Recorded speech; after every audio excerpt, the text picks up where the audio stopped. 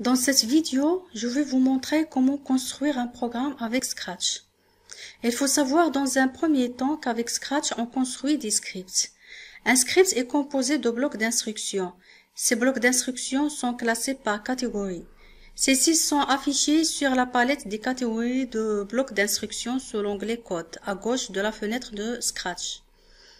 Comme vous voyez, il y a la catégorie Mouvement, la catégorie Apparence, la catégorie Son, la catégorie Événements, la catégorie Contrôle, la catégorie Capteur, la catégorie Opérateur, la catégorie Variable et la catégorie Mes blocs.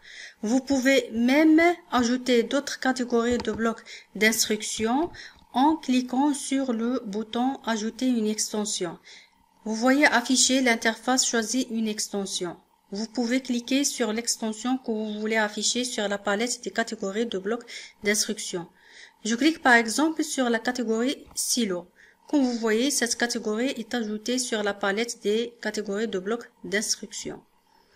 Nous allons explorer les blocs de chaque catégorie dans cette vidéo. À chaque sprite, vous pouvez concevoir un script. Pour ce faire, il faut tout d'abord cliquer sur le sprite dans le panneau des sprites. Vous voyez afficher une miniature du sprite sélectionné sur l'arrière-plan de l'ère des scripts. Ça veut dire que c'est ce sprite qui va exécuter le script que vous construisez dans cette ère de script.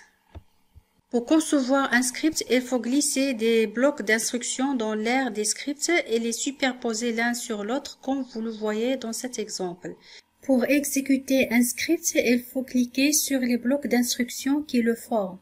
Nous allons maintenant explorer ensemble les blocs d'instructions de chaque catégorie.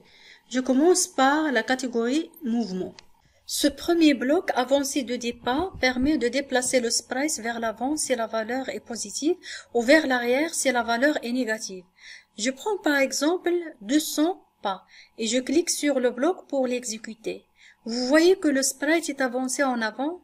Je prends maintenant moins 200 pas et je clique sur le bloc pour l'exécuter. Vous voyez que le sprite est avancé en arrière. Il y a deux blocs tournés 2. Le premier permet de faire tourner le sprite dans le sens horaire avec un angle qu'il faut spécifier dans l'option tourner 2.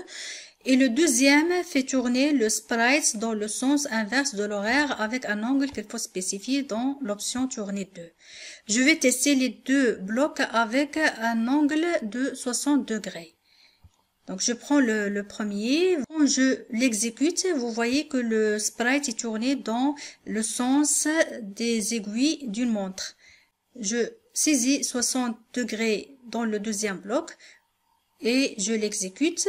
Vous voyez que le sprite est tourné dans le sens inverse des aiguilles d'une montre.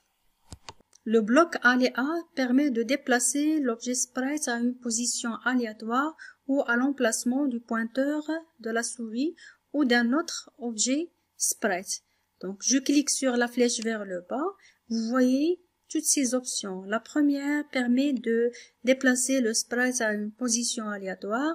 La deuxième permet de déplacer le sprite vers l'emplacement du pointeur de la souris et la troisième permet de déplacer le sprite vers un objet sprite que vous devez sélectionner. Bien sûr, le sprite doit être importé dans votre projet. Donc, tous les sprites de votre projet vont apparaître dans cette liste pour pouvoir sélectionner le sprite vers lequel vous voulez déplacer votre sprite en cours. Le bloc d'instruction glisser en permet de glisser le sprite à une position aléatoire du choix du système ou à l'emplacement du pointeur de la souris ou d'un autre objet sprite pour une durée de C spécifiée dans l'option glisser en. Par défaut, 1 seconde. On peut par exemple prendre 5 secondes et je garde la position aléatoire. Le bloc glisser en permet de déplacer le sprite sur la scène en le glissant à la position définie par la valeur de X et la valeur de Y pour une durée de temps définie dans l'option glisser en. Je prends par exemple la position X égale à 200 et y égale à 0 pour une durée de 3 secondes.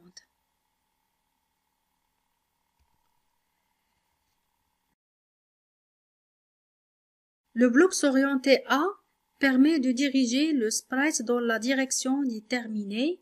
90 degrés permet de remettre le sprite à sa direction initiale. D'accord? Donc vous pouvez par exemple prendre d'autres valeurs comme 0 qui va orienter votre sprite vers le haut. La valeur 180 qui va orienter votre sprite vers le bas. Et la valeur moins 90 degrés qui va orienter votre sprite vers la gauche. Le bloc s'orienter vers permet d'orienter le sprite dans la direction du pointeur de la souris ou vers un autre objet sprite. Ça veut dire que ce sprite doit être déjà importé dans votre projet. Ajouter AX déplace le sprite sur la scène à la position dont la valeur de l'abscisse X est égale à X plus la valeur spécifiée dans l'option ajouter. Donc si on ajoute par exemple 10, donc la valeur 10 sera ajoutée à la valeur de l'abscisse X sur la scène, ce qui va contribuer à déplacer votre sprite. Le bloc mettre XA permet de modifier la position du sprite sélectionné. Dans ce cas, on a le sprite case qui est sélectionné par rapport à l'axe des abscisses. Si je donne par exemple à X la valeur 0 et j'exécute le bloc d'instruction, vous voyez que le sprite s'est déplacé à la position dont X est égal à 0. Ajouter 10 à Y permet de déplacer le sprite à la position dont la valeur de l'ordonnée Y est égale à Y plus la valeur spécifiée. Ici, on a 10. Donc, ça veut dire qu'on va ajouter 10 à la valeur de Y.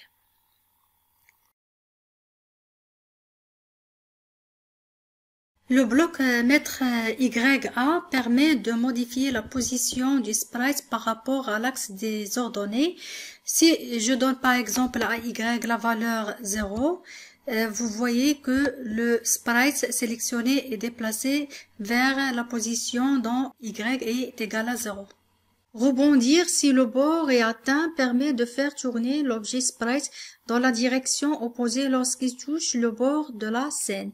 Je vais prendre le bloc glisser en 4 secondes vers la position dont les valeurs de X est 250 et celle d'Y est 0, sachant que la scène est limitée à la position X égale à 240. Puis j'ajoute le bloc rebondir si le bord est atteint. Je clique sur les blocs pour les exécuter. Vous voyez le résultat. Donc le sprite est rebondi lorsqu'il a atteint la limite de la scène.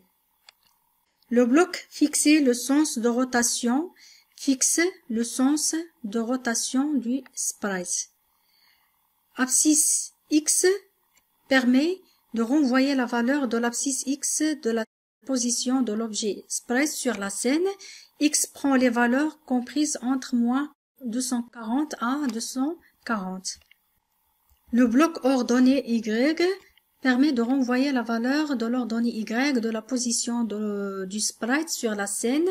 Bien sûr, Y prend des valeurs comprises entre moins 180 à 180. Le bloc direction permet de renvoyer la valeur de la direction de l'objet sprite sur la scène.